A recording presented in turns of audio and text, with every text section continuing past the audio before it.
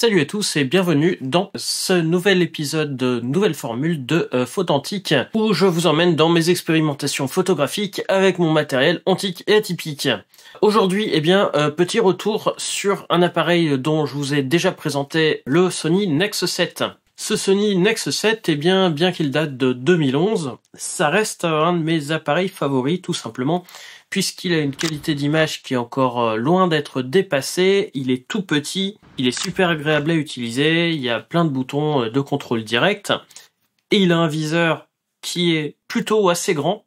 En tout cas, moi, c'est à peu près l'équivalent de mes Sony Alpha 7, je vois pas trop la différence. Et il est bien meilleur que la plupart de mes Bridge ou d'autres appareils avec des viseurs électroniques. Et je le trouve franchement super agréable au niveau viseur à utiliser. Et puis surtout, il est tout petit, alors que la plupart des appareils modernes ont pris de l'embonpoint, même s'ils ont sûrement des viseurs un petit peu mieux. Un appareil photo qui a pris 3 ou 4 fois le poids de celui-là pour faire la même chose, ça m'embête un peu. Même si en effet, les nouveaux ont aussi quelques fois le stabilisateur, notamment l'Alpha 6005 et 6006. Certains, comme l'Alpha 6004, n'ont même pas le stabilisateur pour une qualité d'image équivalente et peut-être des contrôles un peu moins pratiques. Donc voilà pour la présentation rapide de l'appareil. Je vous en ai fait une vidéo complète il y a quand même 2-3 ans déjà. Dessus, j'ai monté aujourd'hui un objectif manuel comme je le fais beaucoup, puisque j'utilise cet appareil photo là en grosse partie avec des objectifs manuels, notamment les 7 Artisan et TT Artisan. Et ici,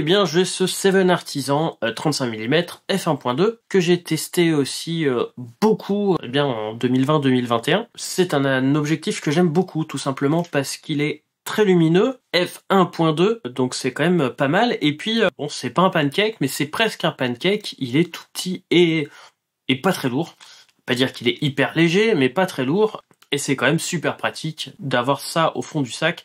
Et ça permet d'avoir des portraits très sympas, voire des paysages de nuit. Il a des défauts optiques, mais je les accepte. Pour pouvoir utiliser tous ces objectifs manuels, dont ce 7 Artisan, il va falloir activer quelques trucs dans ce boîtier. C'est quelque chose qu'on m'a demandé plusieurs fois, donc je vais vous le montrer ici. Il faut donc aller dans les options. La première chose à faire, c'est d'autoriser le fait de pouvoir prendre des photos sans objectif, puisqu'il y a bien un objectif dessus, mais c'est un objectif sans électronique et l'appareil photo n'en sait rien.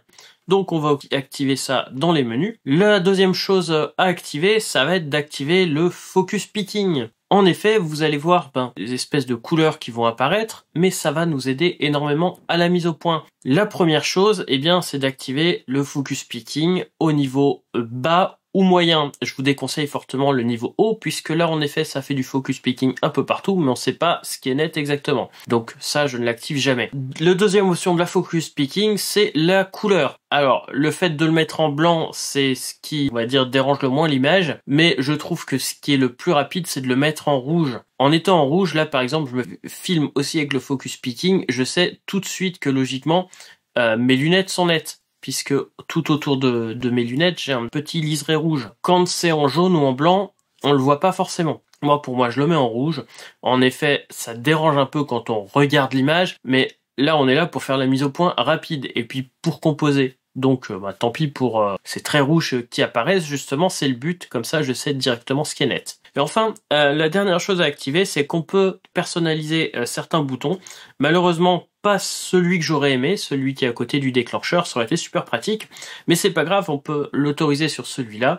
Et ce que j'ai fait, c'est de pouvoir zoomer dans l'image, ce qui me permet d'être super rapide, de passer en zoom dans l'image à l'image complète. Alors c'est sûr que pour les mariages, j'évite de le faire, j'ai souvent pas le temps. Par contre, en macro ou en paysage ou en archi, notamment en ultra grand angle où ça peut être assez touchy de faire la mise au point, ça m'est quand même assez utile pour pouvoir la vérifier, voir si je suis bien à l'infini ou en tout cas en zone focusing par exemple. Donc ça me permet de faire des vérifications super rapides, donc je trouve que c'est vraiment pas mal.